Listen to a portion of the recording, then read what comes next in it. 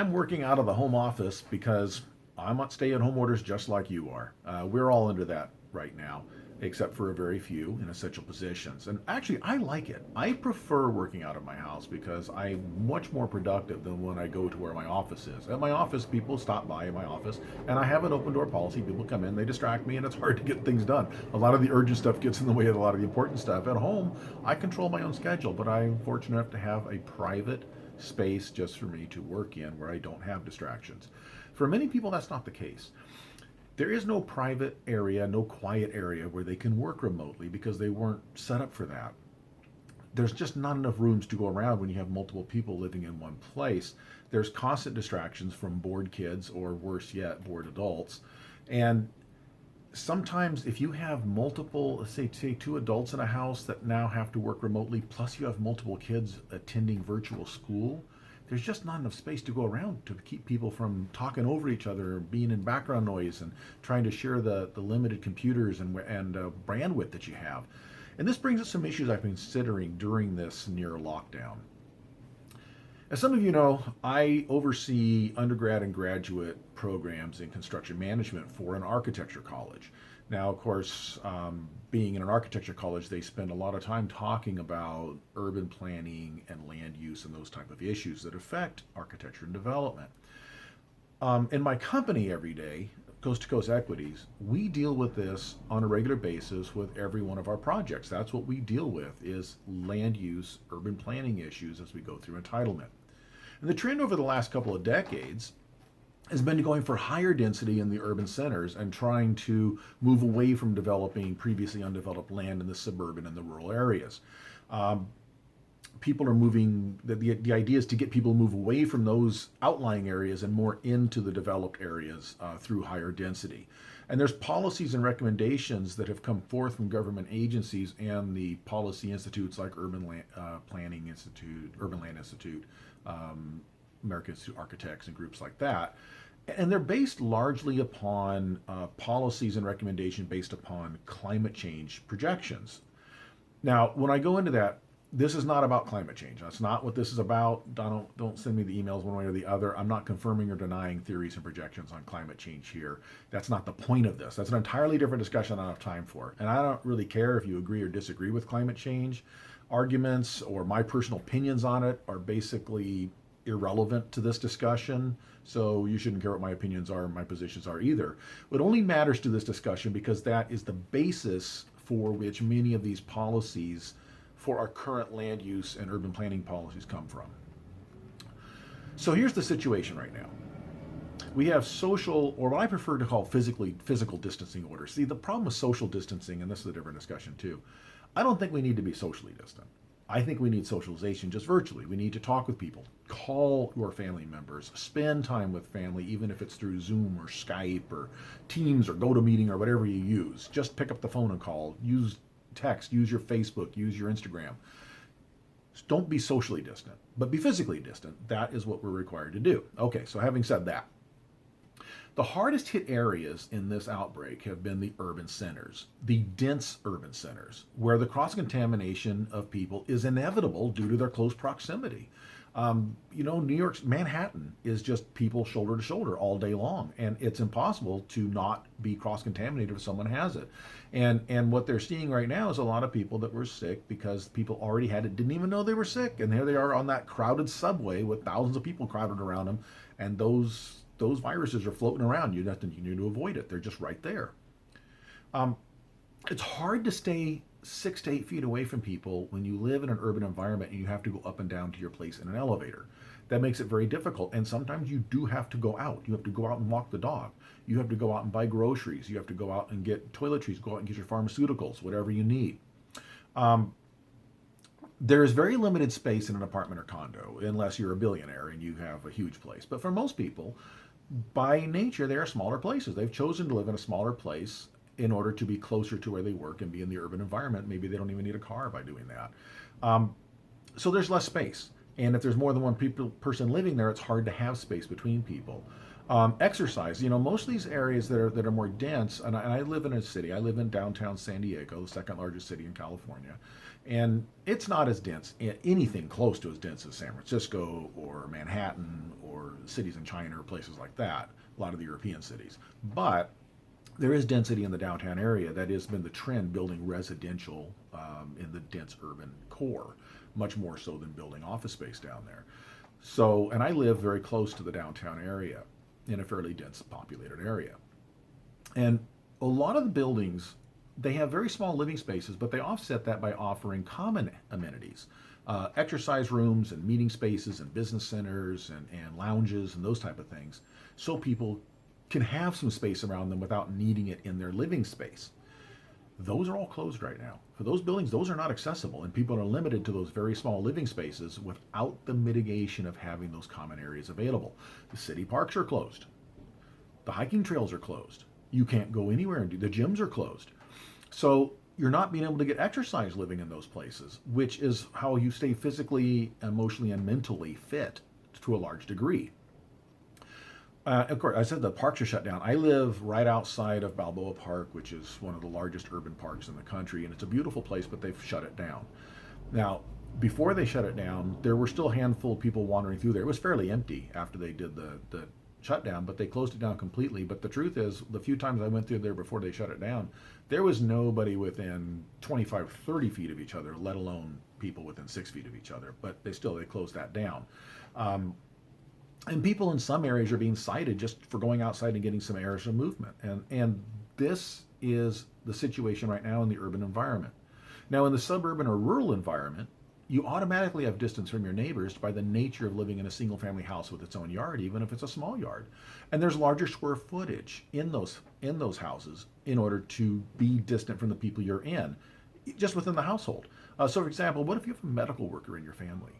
A medical worker in your family, you want them to be isolated when they come home from work. You want them in the basement, you want them in the guest room, you want them in their own room, kind of locked away from everybody else as much as possible, in order to avoid cross-contamination, because who knows who they've been dealing with all day. You cannot do that in the urban environment, living in a small studio, 1 or 2 bedroom apartment. It just doesn't work. What if someone has expected, they're not a medical worker, but you have expected exposure? You still want to isolate those people. Lacking separate workspaces, and I mentioned this earlier. If you have 2 working adults that are now working remotely from home, and they both need the space, the area, and the silence in order to do Skype or Zoom calls or go to meeting or whatever they're doing, maybe they're on Microsoft Teams within their organization or something, they still need that ability to do that and not be bothered and not have a bunch of crazy stuff going in the background. You have kids that need to attend school virtually during the work hours, and that becomes a problem too. A single family house gives you more private spaces in the house by virtue of bedrooms, and less background noise. You can shut the door, and it doesn't get rid of everything, but it mitigates it a lot. If you shut the door, close the windows, you're not going to get a lot of background noise. And think about the difference in the background noise, windows open or closed, between the urban and the suburban or rural environment. The urban environment's much louder, traffic and sirens and whatever's going on. So here's where I'm going with this. The trend has been going to tiny homes, dense urban living, getting away from suburbia, getting away from rural residential, because of policies coming out of not wanting to create more heat islands and not wanting to develop undeveloped land. But I see a trend after this. Things aren't going to be the same after this whole thing. I see a trend for larger, separated, single-family homes coming back. And not because of the reasons they did decades ago, where it was more of a symbol of affluence. No, this is going to be because of practicality, because of what people just went through. People are going to be kind of cabin fever, going a little stir crazy. Think about it. They will have more rooms, so they don't need more bedrooms for more kids. They need a bedroom for the kids, a bedroom for themselves, and they need offices. And so you may find these 5-bedroom homes that people are buying up, so 2 of those bedrooms become offices, separate offices that they can do their work in, and have space for the kids to do their own schoolwork within their own rooms or in a family room area. How about their own yard? With parks being closed, hiking trails being closed, beaches being closed, no way to get out and do your exercise and get some sunshine, which is essential, again, for your physical health, your emotional health, and your mental health. But having your own yard, even if it's a small one, at least you get to step outside and have your own space whenever you want. in your own little fenced area. And a little yard is better than no yard at all when you're going through something like this. Pets are very important when you cannot socialize. Pets can help. They don't replace human interaction, but they can help fill some of that void by having interaction, and pets aren't susceptible to this disease. And pets do better with their space to run. Even in a small yard, you can throw a ball back and forth, and they can run around and get some exercise out. Right now, all the dog parks are closed.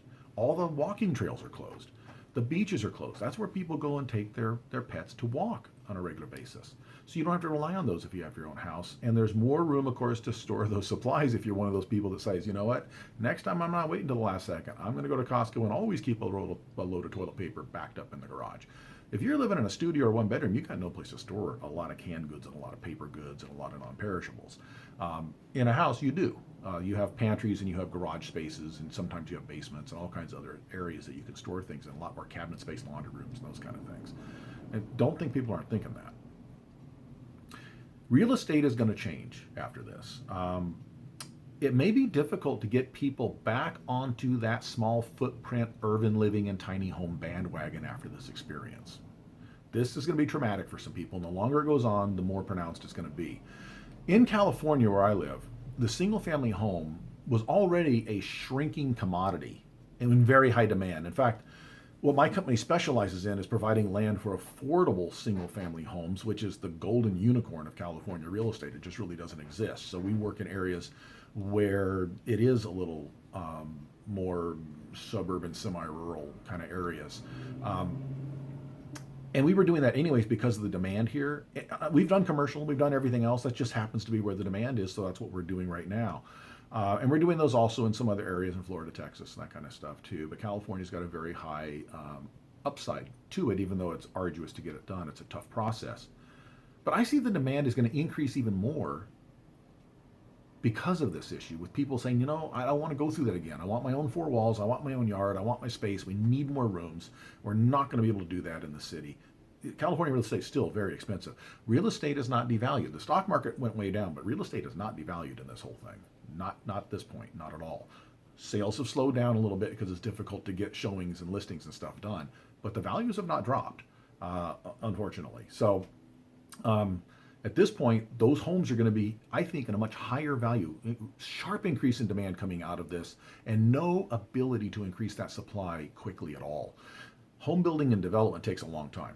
Especially in California, it takes a long time. So we're going to see a real pinch point on that. And one thing I want to do a little side note here. These urban planning policies and zoning and land use policies that we have, and they've been mostly based, this trend has been mostly based upon the climate change models. And again, I'm not weighing in plus or minus for or against those things. It's just the fact that's what they're based on. Major decisions affecting lifestyles of people based on a single issue is always problematic if we go to a one issue, because life is more complicated than that. There's many separate and interconnected issues that affect people's choice of housing and land use. Let's assume that the most dire predictions of the climate change activists are true. Okay, let's assume it's true, because the most dire predictions say we have 10 to 15 years in order to do something before we have irreparable damage. It's changed permanently. But let's look at that in light of our current pandemic situation. What if this virus situation was different? What if we had a virus just as contagious as COVID-19? No immunity for it, virtually everybody's susceptible to it, and no way to really stop it, spreading like wildfire. What if we had a virus that contagious, but with the lethal severity of something like, say, AIDS? Now, I'm old enough to remember when AIDS first started, a positive diagnosis was a death sentence. There was no way to stop it. COVID is nothing like that. It is a serious thing, and yes, there's been a lot of deaths, but the percentages are very small compared to something like AIDS, where almost everybody that was diagnosed early on ended up dying from it, which was terrible. What if we had a virus as contagious and spreading as fast as COVID, but with the lethal nature of something like AIDS? It wouldn't take 10 to 15 years to irreparably damage or destroy the globe. It would take 10 to 15 weeks.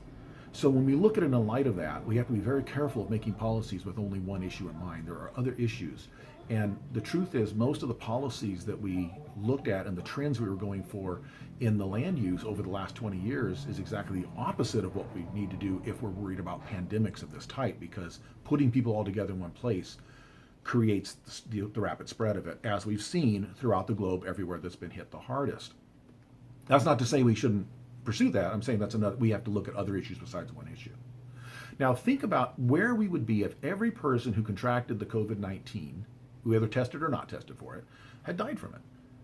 Well, thank God that's not the case. But here's where I'm going with that. If you don't think that those kind of thoughts are going to go through the heads of many people in deciding where and how they're going to live and what type of housing they're going to choose, then you're severely underestimating the level of fear, uncertainty, concern that are shared by many out there. And it doesn't need to be anything close to a majority of people. A small percentage of a large population changing the way they make decisions on buying real estate will dramatically change the entire housing market. That's what I'm talking about. That could change things. People coming out of this with somewhat of a almost PTSD type mentality after being cooped up and having to go through what they went through and saying, we're not doing that again. Let's get a larger space. So now I'm going to do a little side note here. We, and when I say we, my company and our project partners, we've been some of the very fortunate few to be at the right place at the right time in this thing. And while this situation is certainly not a positive one, and I feel I empathize with anybody that's been hurt by this emotionally, physically, or financially by it, and I know people that have, we just happen to be in a situation where we weren't. In all these types of circumstances, it always inevitably, there's some in a position to do better than others. And in this case, while there was certainly no way to plan or predict it, we just happened to be in the right place with the right type of projects for what I think is going to be the trend coming out of it. And the truth is, this could be by happenstance, by fate, by the grace of God, or just by dumb luck that some people are not as negatively affected as others by the situation. And we're very grateful that our investors and our partners and we just happen to be in the type of projects that I think are going to benefit due to the unexpected, what I see is the previously unexpected, but now what I expect to be an increased demand for single family homes outside of the urban centers. Now, of course, this is just my opinion based on my observations and my experience in the profession. We'll see how it all works out over the next few months and years. But my point is, when we look at policies, land use policies, urban planning policies, we need to look at more than just one issue. And even though the climate change is a serious issue, according to many scientists, I think we need to look at other issues. See, nobody considered what happens in a pandemic when we went to those policies. And I think we need to put that into the consideration as well. I don't have an answer for it. My only point on this is to tell you what I think is going to be the trend coming out of this, which is going to be a push away from those higher density urban housing solutions and people pushing back more towards suburban and semi-rural living if they can do it. And remember, a lot of people may never go back to work where they have to commute again. A lot of companies are going to decide, hey, this whole distance thing wasn't as bad as we thought it was. We didn't do it because we thought we'd lose productivity. We didn't do it because we thought it wouldn't work. And yet they're going to find it didn't work out that bad. And think how much less we're going to spend on renting space for our employees if many of them are working from home. That frees a lot of people up to no longer live in the urban center where the jobs are. They can work from home. I'm Steve Matley, president of Coast to Coast Equities. Again, that's just my opinion. Until I talk to you again, stay well, stay safe.